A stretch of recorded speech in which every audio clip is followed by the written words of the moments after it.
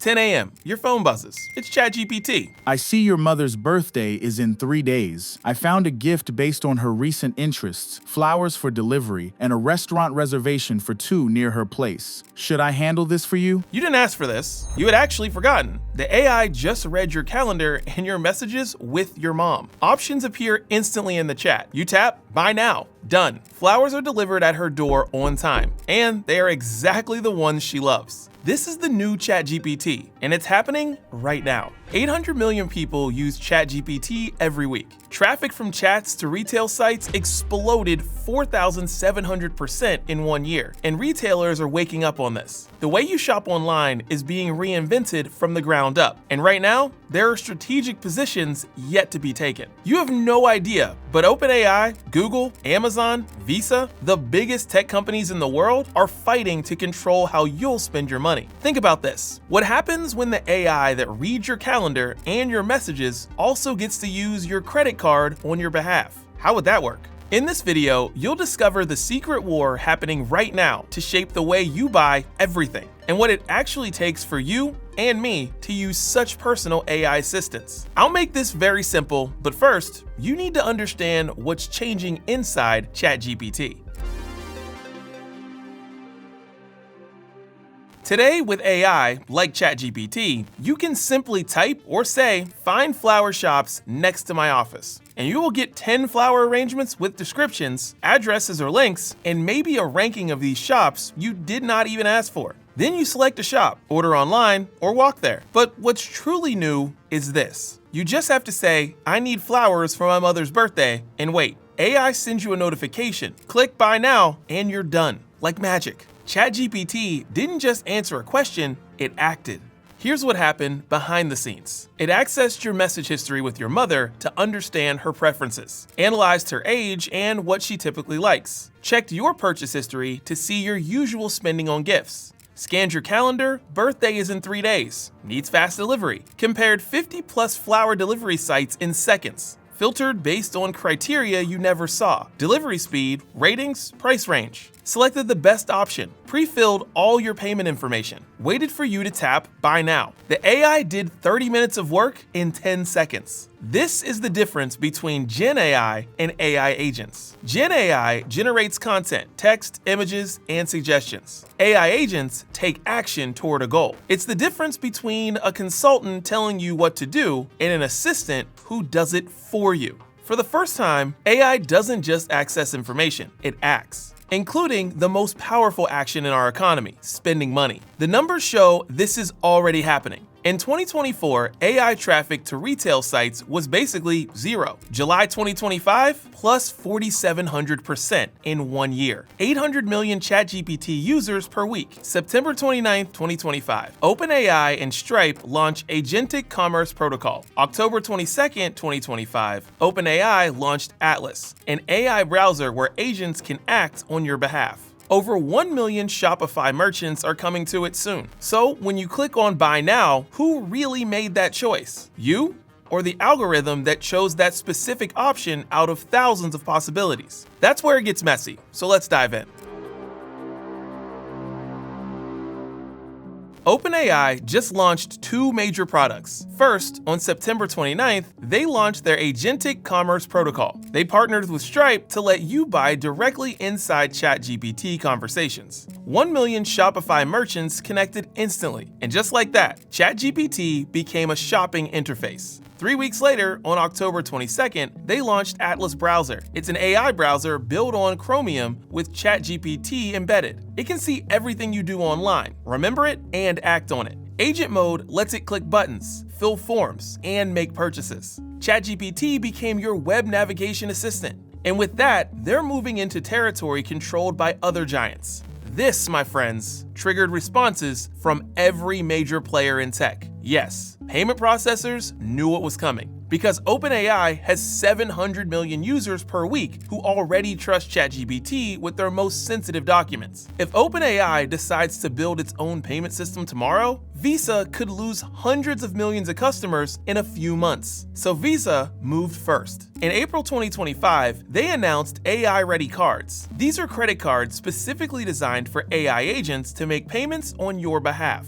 The same month, PayPal launched their agent toolkit. 2 weeks later, MasterCard followed. Jack Forestell, VP at Visa, admitted something revealing in a public statement. He said, "We could give payment tools to AI agents today. They could go out, access your credentials, your cards, your money, and spend it. That would just reveal a lot of other very important problems we need to solve before we take that first step." Translation: even Visa knows it's risky, but they're doing it anyway because they're more afraid of becoming obsolete. The technology they're betting on is called tokenization. Instead of giving your real card number to the AI, you create a token. It's a disposable number limited to a specific amount for a specific merchant with an expiration date. Visa is building the rails, so OpenAI needs them. They want to stay indispensable in an AI agent world. But the payment processors aren't the only ones feeling threatened. Google has a much bigger problem. For 25 years, they've controlled how you search and find products. They've documented over 700 digital touchpoints for a single purchase. But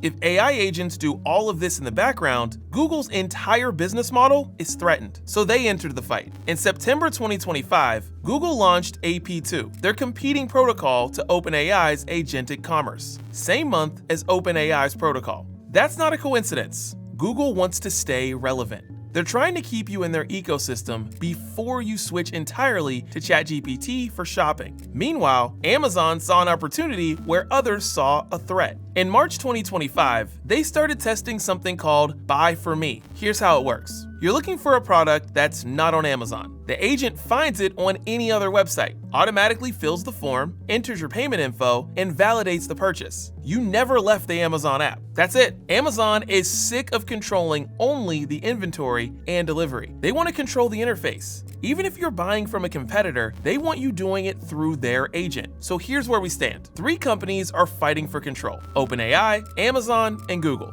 plus the payment processors like Visa and MasterCard. They're all building their own infrastructure for their AI agents to control your purchases. But they have the same exact goal: to be your universal interface for everything, that you never leave their app and become your starting point for every search. This tech is going mainstream, but whoever wins this battle, 3 things you do every time you shop online could completely disappear. Here are 3 major things that are going to change.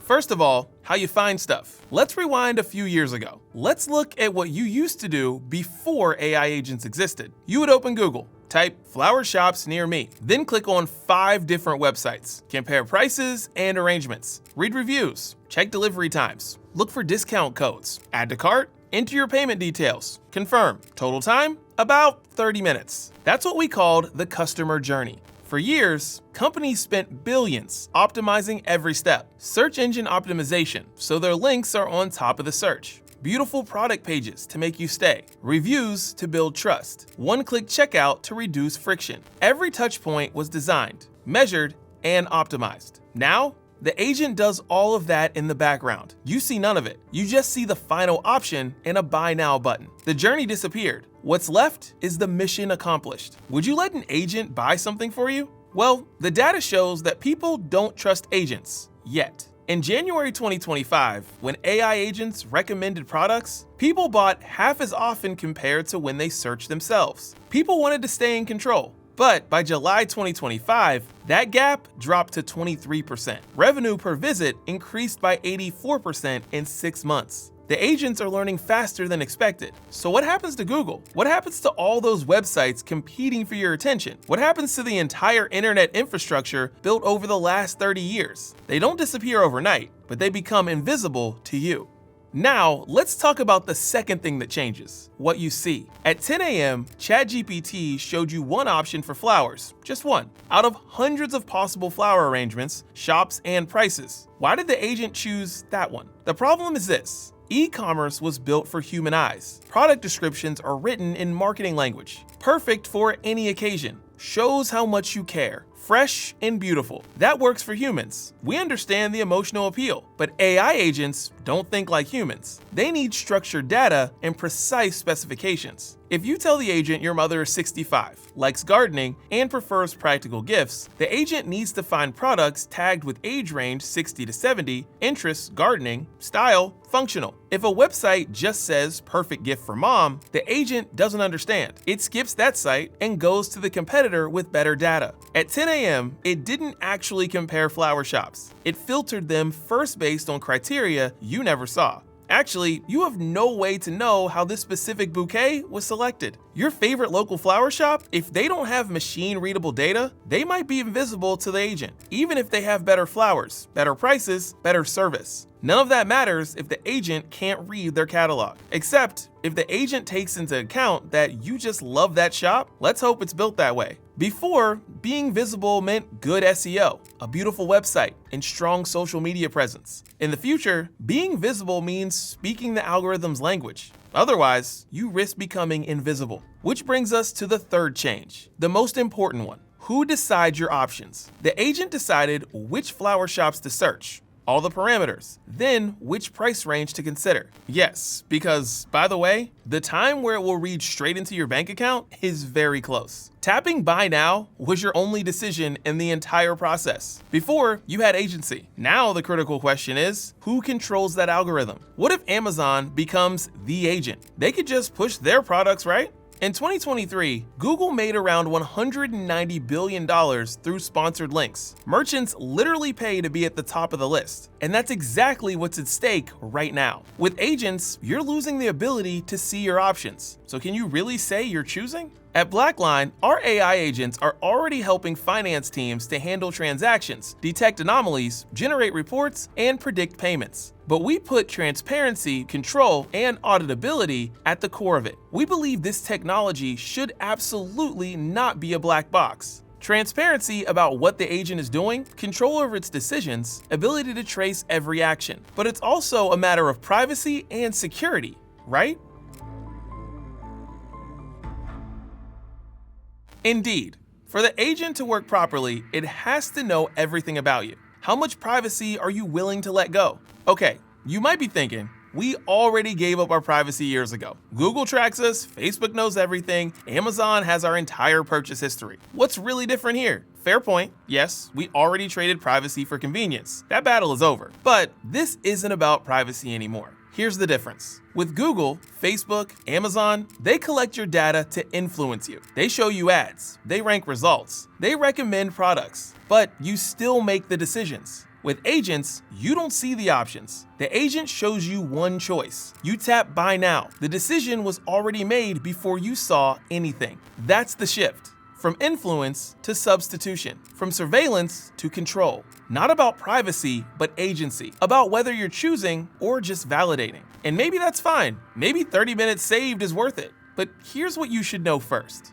Then there's security. When OpenAI launched Atlas, security researchers at Brave, another browser, discovered something concerning. AI browsers are vulnerable to new forms of attacks, like what's called prompt injection attacks. Here's how it works. An attacker hides malicious instructions inside an image or a web page. Instructions the agent can read, but you can't see. When your agent visits that page or takes a screenshot, it reads those instructions and thinks they're legitimate commands from you. The agent could be told, buy 10 of this item when you only wanted one. Or send your browsing history to this address. Your browser contains your banking sessions, passwords, payment information. If the agent is compromised, everything is exposed. Brave's conclusion is, this is not an isolated bug. It's a systemic challenge facing the entire category of AI-powered browsers. Not something you can just patch. It's built into how these agents work. So you have agents making decisions with unclear legal responsibility and unfixable security vulnerabilities. Does that mean don't use them?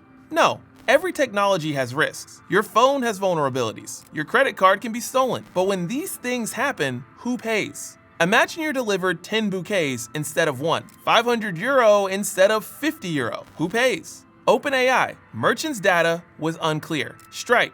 We processed a valid payment. Merchant. We fulfilled the order. Visa. We authorized the token. Everyone points elsewhere because the legal framework doesn't exist yet. But shopping is only the training ground. If you accept an agent for flowers, why not for healthcare?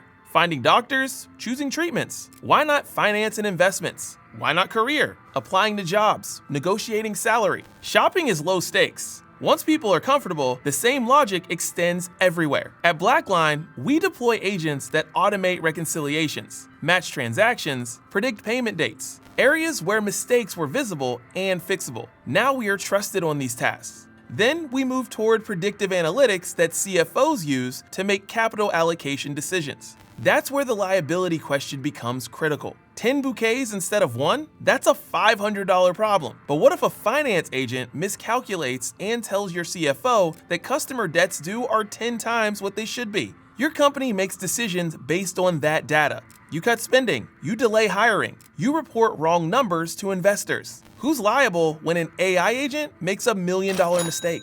We make sure that does not happen. Something even more crazy to think about is that you will soon be able to order these same flowers, talking to your smart glasses. Yes, big tech is pushing it very hard. The same actors are fighting this war as well, and you should definitely understand why. Go watch this video.